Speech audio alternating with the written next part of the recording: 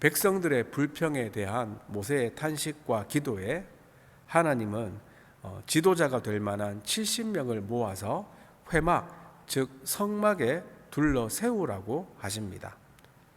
그러자 모세는 이 말씀에 그대로 순종합니다. 이 지도자들을 장로라고 하는데 70명의 장로들을 모아서 장막에 둘러 세웁니다. 여러분, 우리 교회가 장로교회인데 이 장로교회라는 것은 교회 정치 형태를 말하는 것으로 장로들이 치리하는 교회라는 뜻입니다. 치리는 다스린다는 뜻도 있고 법을 어긴 자들을 징계한다는 뜻도 있는데, 제가 지금 말씀드린 것은 이 치리는 다스린다는 뜻입니다. 목사도 장로인데 목사는 말씀을 가르칠 뿐만 아니라 치리하는 장로이고, 일반적으로 우리가 부르는 장로님들이 교회를 치리하는 장로들입니다. 그런데 이 장로교회의 정치 형태가 오늘 본문에 보면 모세 시대까지 거슬러 올라가지요. 그리고 이 장로교회의 정치 형태가 지금 민주주의의 대표적인 기능 중에 하나인 국회의 모태가 되었다고도 합니다. 이렇게 하나님은 모세를 위해 장로들, 즉 동역자들을 세워주시고 책임을 분담하게 하십니다. 여러분, 어떤 리더도 혼자서는 사명을 완성할 수 없습니다. 어떤 리더든 하나님 안에서 그의 힘을 배가시켜줄 동역자가 필요합니다. 세계적인 부흥사인 무디 목사님도 혼자 일한 것이 아닙니다. 그에게도 귀한 동역자가 있었는데 찬양사역자 생키, 또 신학자 토레이 같은 동역자가 함께 일했습니다. 사도 바울에게도 디모데, 실라, 아볼로 같은 동역자들이 있었습니다. 어떤 일을 하든 동역자들과 함께하는 축복이 있기를 바랍니다. 그런데 동역자가 되기 위해서 꼭 필요한 것이 있습니다. 그것은 같은 역을 받고 일해야 한다는 것입니다. 즉 성령으로 하나 되어서 일해야 합니다. 그래서 하나님은 회막 앞에 모인 이 70명의 장로들에게도 모세에게 주신 영을 주시고 모세와 동역하게 하십니다. 즉 그들에게도 하나님의 영, 성령을 부어 주십니다. 어제 말씀드린 것처럼 구약시대에는 특별한 사람들에게만 성령을 주셨습니다.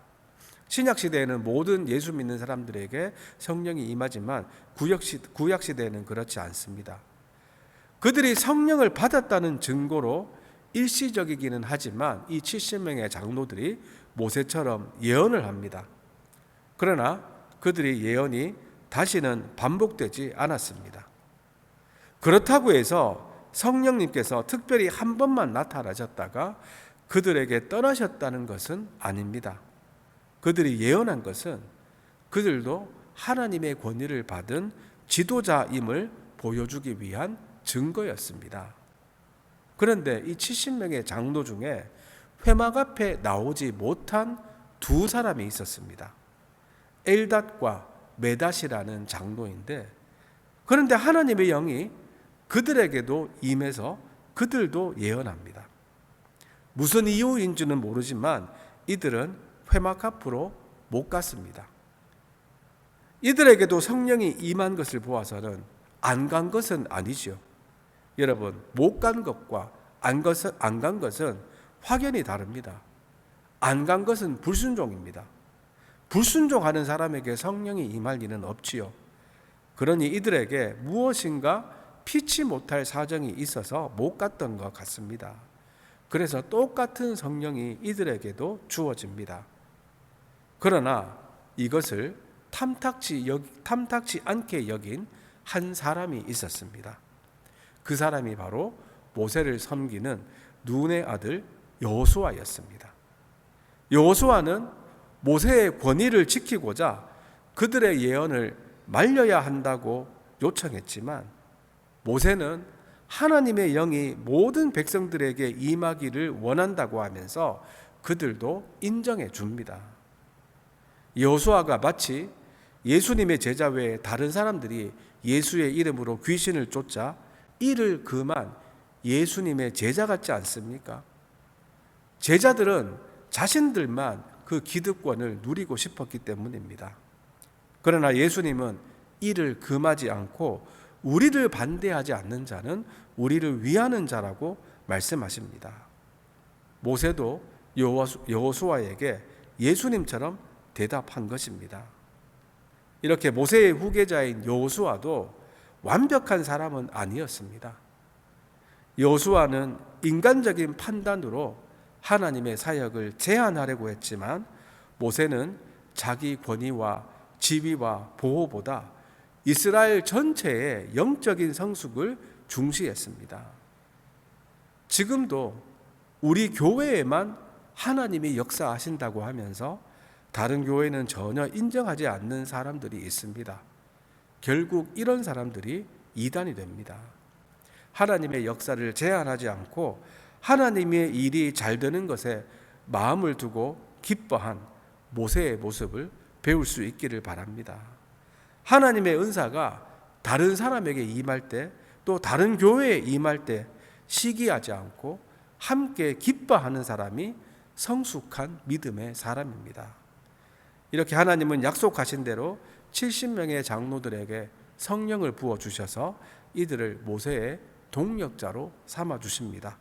모세처럼 하나님이 말씀하시면 즉시 순종함으로 주님의 축복을 누리시기를 간절히 바랍니다. 뿐만 아니라 하나님은 이제 약속하신 대로 백성들에게 고기를 주십니다. 어떤 고기를 주셨겠습니까? 어떻게 아무것도 없는 광야에 고기를 주셨을까요? 31절입니다. 바람이 여호와에게서 나와 바다에서부터 메추라기를 몰아 진영 곁 이쪽 저쪽 곧 진영 사방으로 각기 하루길 되는 지면 위 2규빗쯤에 내리게 한지라. 하나님이 바람으로 수많은 메추라기를 몰아서 이스라엘 진영 사방에 떨어지게 하십니다. 하나님이 지금까지는 이스라엘 백성들을 만나러 먹이시더니 이제는 백성들이 고기가 먹고 싶다며 울며 불평하자 메추라기를 보내주십니다. 여러분, 메추라기가 무엇인지 아시지요?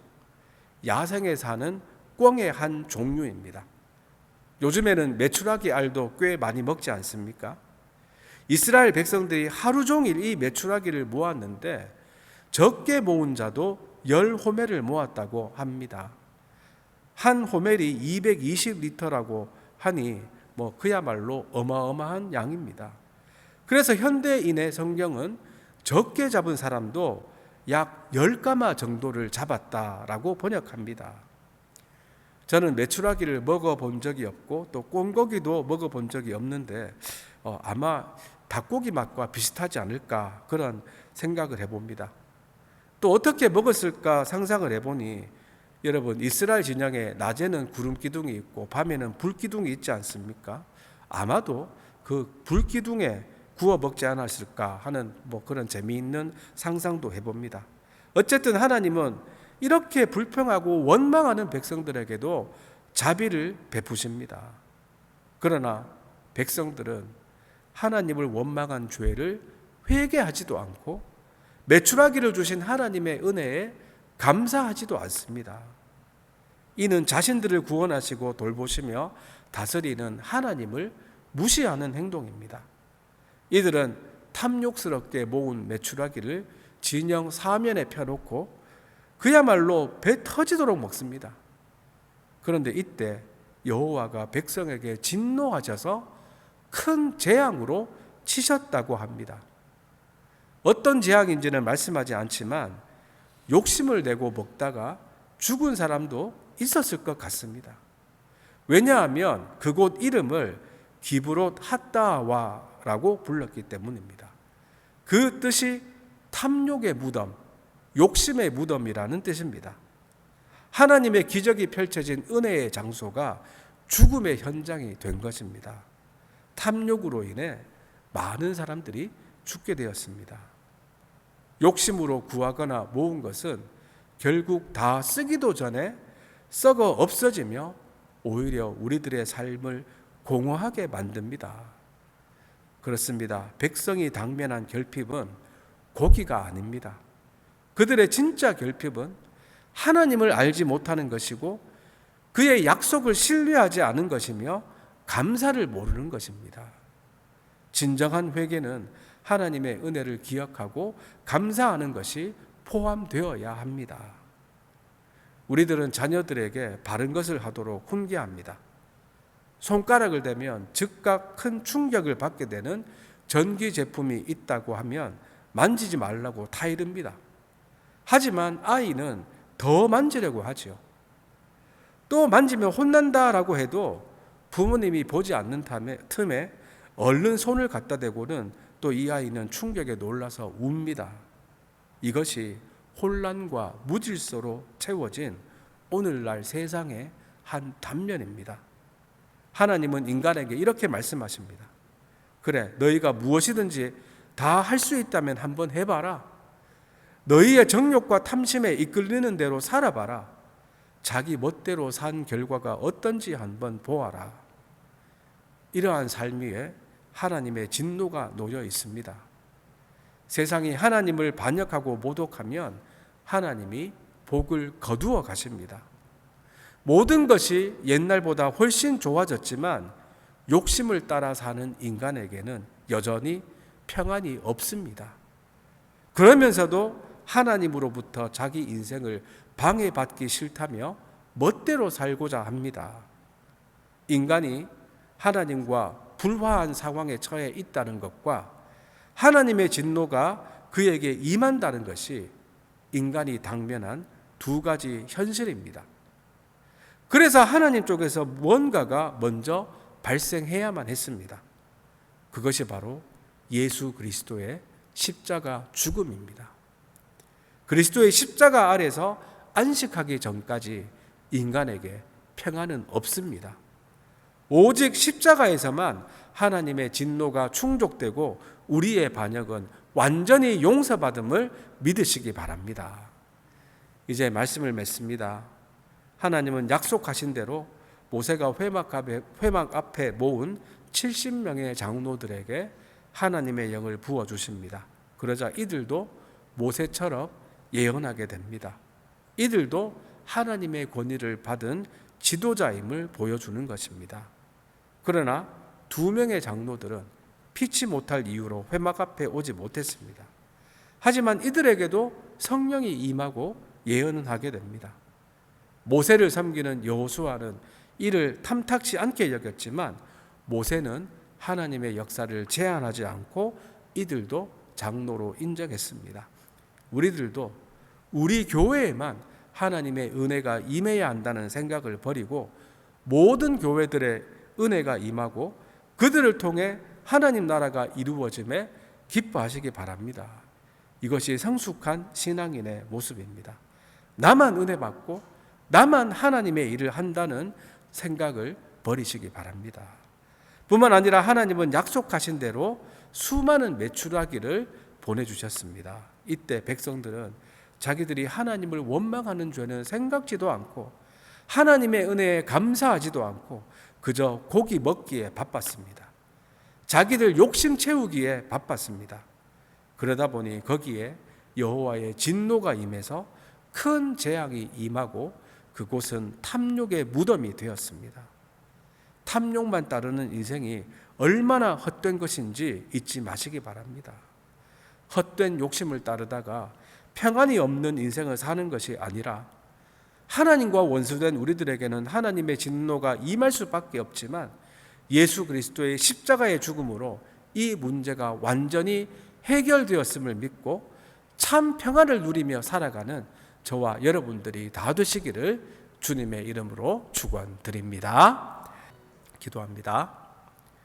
우리의 죄악된 모습에도 불구하고 은혜를 풍성히 베푸시는 하나님을 찬양합니다. 그러나 그 은혜를 나의 탐욕을 채우는 데만 사용하다가 하나님의 진노의 심판을 받는 어리석은 인생이 되지 않게 하여 주시옵소서. 이미 주신 것에 감사하며 살게 하시고 주님이 주신 축복들을 하나님을 위해 사용하는 성도들 다 되게 하여 주시옵소서. 탐욕에 눈이 멀어 광야에서 죽어간 이스라엘 백성들을 기억하며 탐욕이 아니라 예수 그리스도를 통해 주신 평안을 쫓으며 살아가게 하여 주시옵소서. 또한 하나님이 모세를 위해 70명의 장로들을 세워주셨음을 나누었습니다. 우리들도 어떤 일을 하든지 어떤 사명이 주어지든지 합당한 동력자를 허락하여 주시옵소서.